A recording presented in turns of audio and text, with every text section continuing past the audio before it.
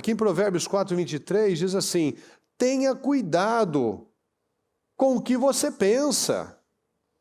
Isso aqui tinha que estar gravado uma tatuagem na nossa mente.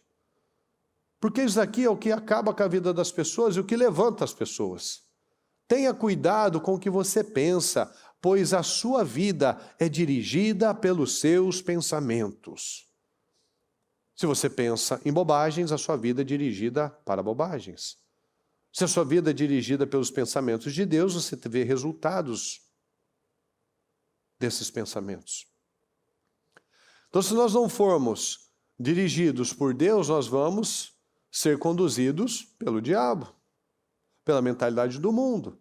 Então, tenha muito cuidado com o que você pensa. Cuidado com o que você pensa, pois a sua vida é reflexo desses pensamentos.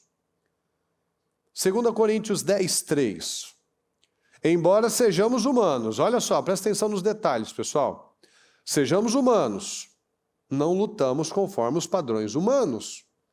Usamos armas poderosas de Deus e não as armas do mundo para derrubar as fortalezas do raciocínio humano. Então nós usamos armas espirituais, armas de Deus, para destruir fortalezas do raciocínio humano e acabar com os falsos, fala comigo, argumentos. Nós derrubamos os argumentos. A gente sempre percebe que a gente sempre tem uma justificativa. Quando a gente tem um negócio que a gente não quer mudar, a gente tem um porquê para não mudar. Você sempre vai ter. Eu não quero por conta disso, eu não posso por conta daquilo, eu não consigo por conta daquilo outro. Eu sempre tenho um argumento. Mas quando a gente pega a palavra, usa as armas de Deus, a gente derruba essas fortalezas dos falsos argumentos, das mentiras. Falsos argumentos são mentiras. Destruindo todas as opiniões arrogantes, eu estou certo, que impedem as pessoas de conhecer a Deus. Porque enquanto eu acredito nas mentiras, eu não conheço a Deus. Levando cativo todo pensamento rebelde. E o ensinamos, você vai pensar direito, você vai desaprender e aprender direito. E o ensinamos a obedecer a Cristo. Então a maioria das pessoas vive com base em outra cabeça. E não a cabeça de Cristo. A cabeça dela é o mundo, é a mídia, são os medos, são os argumentos mentirosos, são as crenças que falaram para ela uma vida inteira. A pessoa vive com um monte de argumentos mentirosos.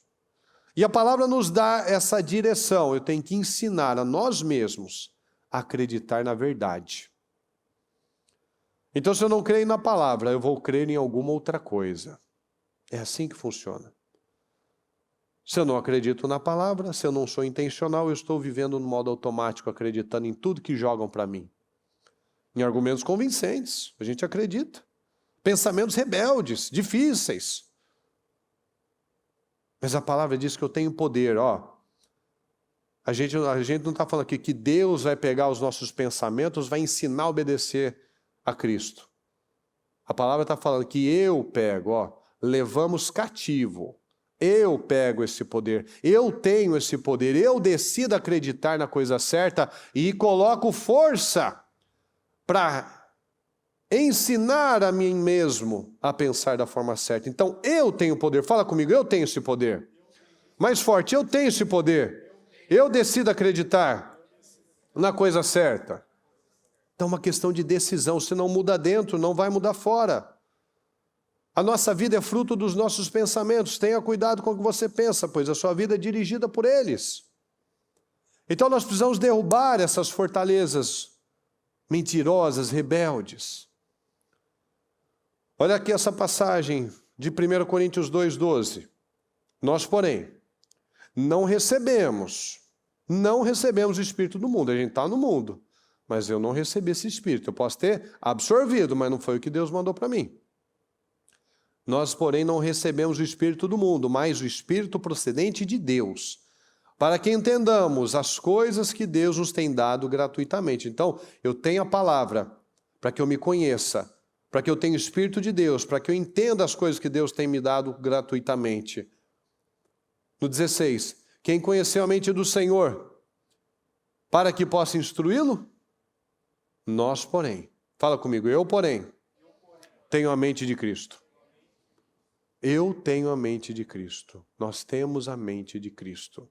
Fomos feitos à imagem e semelhança de Deus, e não do macaco, e não do mundo. Veja que o mundo ele tenta nos diminuir em tudo. Você veio do macaco. Agora que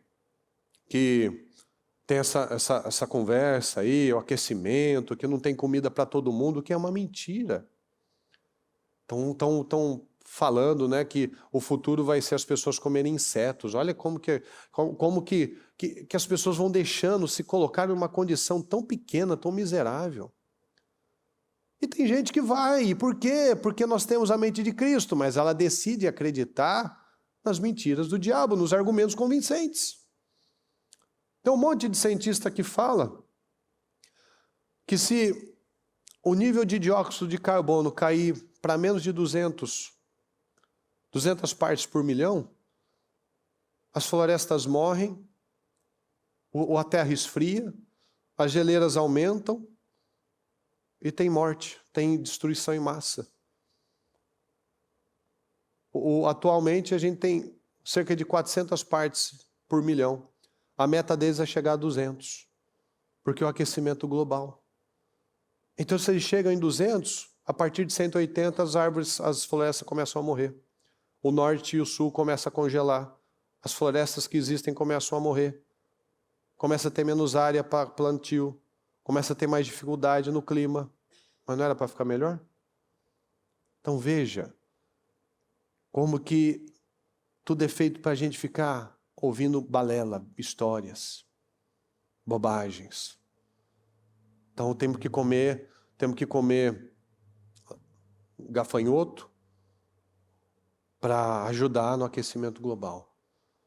Nós temos que parar de fazer tal coisa para fazer tal outra coisa. E as pessoas vão sendo conduzidas para isso. Não, porque o problema da nossa vida é o canudinho de plástico. Porque a coitada da tartaruga engole o canudinho de plástico. Não, o problema é que não é feito a reciclagem das coisas. O maior poluidor que existe no mundo é a China. Tem uma área do tamanho dos Estados Unidos no Oceano Pacífico que é uma ilha de plástico. Porque eles vão deixando tudo escorrer pelos rios e vai jogando no mar. Mas o problema é o seu canudinho. Não são os milhões de toneladas de produtos que são feitos e você sabe que muita coisa, hoje em dia tem muita coisa excelente que vem da China, mas muita coisa é só lixo. Brinquedo, produto, bobagem, bugiganga, que você vem, usa uma, duas vezes e tem que jogar fora, porque não presta, e tudo vira lixo. Então as pessoas não estão sempre olhando para aquela coisinha pequena. Então nós precisamos acreditar na palavra de verdade. Senão a gente vira massinha de manobra. Filipenses 2:5. A gente tinha que pegar essa frase, esse versículo e ficar lendo ele umas 1000 vezes. Seja a atitude de vocês a mesma de Cristo Jesus. Em tudo que você precisa fazer, se tudo que a gente precisasse fazer, a gente lembrasse desse versículo, como seria a sua postura? Como seria a postura de Cristo nessa situação? Em relação a essa questão que eu estou vivendo, como Cristo agiria? Como Cristo agiu, na verdade, porque Ele nos deu exemplo de tudo. Seja a atitude de vocês a mesma de Cristo Jesus. Se eu começo a prestar atenção às minhas atitudes e às minhas reações, a gente começa a analisar, Cristo agiu assim? Como que Cristo agiu? Aí a gente começa a analisar e pensar. Então eu vou mudando e me moldando. Moldando na minha mente, moldando no meu estilo de vida, moldando no meu casamento. Então eu vou mudando e moldando em tudo que eu preciso fazer. Quando eu paro e penso, Cristo agiu assim? Cristo tratou assim a pessoa? Cristo falou dessa maneira? Então eu preciso melhorar nisso. Seja a atitude de vocês a mesma de Cristo Jesus. Cristo agiu assim com a pessoa, falou assim com a pessoa, tratou assim a pessoa, respondeu dessa maneira a pessoa? Então eu tenho que olhar para mim de novo.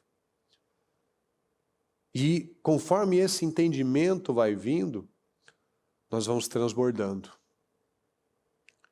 O Senhor nos fez para reinar em vida.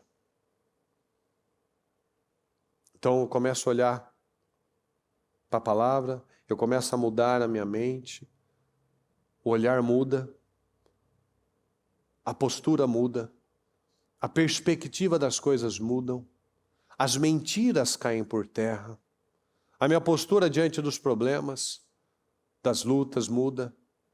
E quando a minha postura muda, quando a minha mente muda, as mudanças começam a aparecer.